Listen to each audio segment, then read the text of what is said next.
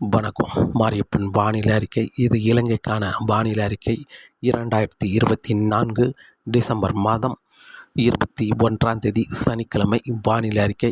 இலங்கை பொறுத்தவரை அதிகாலை நேரங்களில் யாழ்ப்பாணம், புத்தளம், தலைமன்னார், சிலாபம், கொழும்பு, நீர்கொழும்பு, காலி இந்த இடங்களுக்கு அதிகாலை நேரங்களில் லேசான மிதமான மழை கிடைத்துக் கொண்டிருக்கிறது. வரக்கூடிய மணி நேரங்களில் உள்பகுதிக்கும் மழை கிடைக்க வாய்ப்புள்ளது. இன்று மதிய நேரங்களில் பெரும்பாலும் யாழ்ப்பாணம் வடக்கு பகுதி ஒதுக்கி தெற்கு பகுதி மட்டுமே லேசான மிதமான மழை கிடைக்க வாய்ப்பு. பருத்தித்துறையும் இன்று மாலை நேரங்களில் மழை கிடைக்க வாய்ப்பில்லை.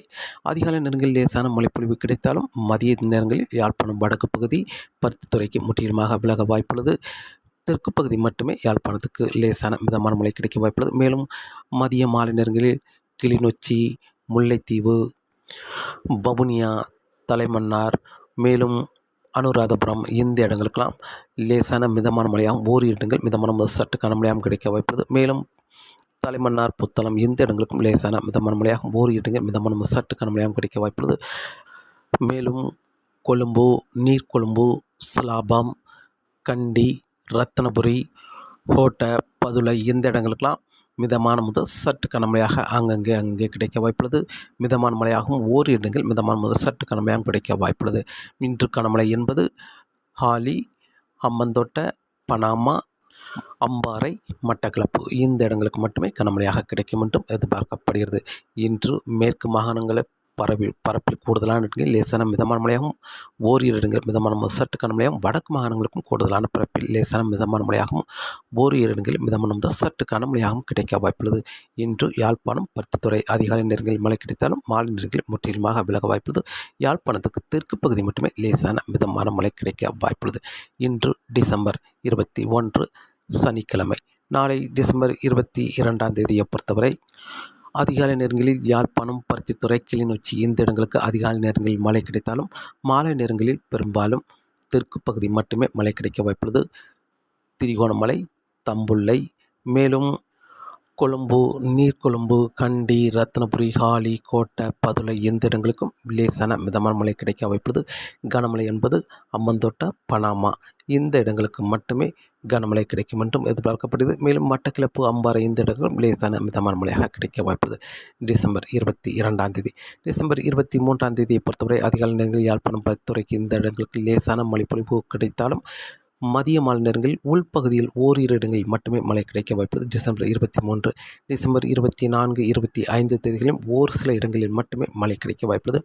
டிசம்பர் 25, 26, 27 தேதிகளில் யாழ்ப்பாணம், பருத்தித்துறை, கிளிநொச்சி இந்த இடங்களுக்கு அதிகாலை நேரங்களில் ஒரு சில இடங்களில் லேசான மிதமான மழை கிடைக்க வாய்ப்புள்ளது. அதிகாலை நேரங்களில் டிசம்பர் 25, 26, 27 தேதிகளில் 27ஆம் தேதியை பொறுத்தவரை இலங்கையில் ஓரிரு இடங்களில் உள்பகுதியில் மழை கிடைக்க வாய்ப்புள்ளது. டிசம்பர் 28ஆம் தேதி முதல் மீண்டும் இலங்கையில் ஒரு பரவலான மழைப்பொழிவு அனைத்து மாகாணங்களுக்கும் கிடைக்க வாய்ப்புள்ளது. டிசம்பர் 28, 29, 30, டிசம்பர் 31 அடுத்தடுத்த நாட்கள் படிப்படியாக மழை அதிகரிக்கும் என்றும் எதிர்பார்க்கப்படுகிறது. மீண்டும் ஒரு பரவலான மழைப்பொழிவு என்பது டிசம்பர் 28ஆம் தேதி முதல் அடுத்தடுத்த நாட்கள் படிப்படியாக மழை அதிகரிக்கும். கூடுதலான இடங்களில் மழை கிடைக்க வாய்ப்புள்ளது இலங்கையை பொறுத்தவரை. அதற்கு முன்னதாக டிசம்பர் 21, 22 தேதிகள் கூடுதலான பரப்பில் மழை கிடைத்தாலும் டிசம்பர் 23ஆம் தேதியிலிருந்து படிப்படியாக மழையின் தீவிரம் குறைந்து மீண்டும் டிசம்பர் 28ஆம் தேதியிலிருந்து படிப்படியாக மழை அதிகரிக்கும் என்றும் எதிர்பார்க்கப்படுகிறது இலங்கையை பொறுத்தவரை.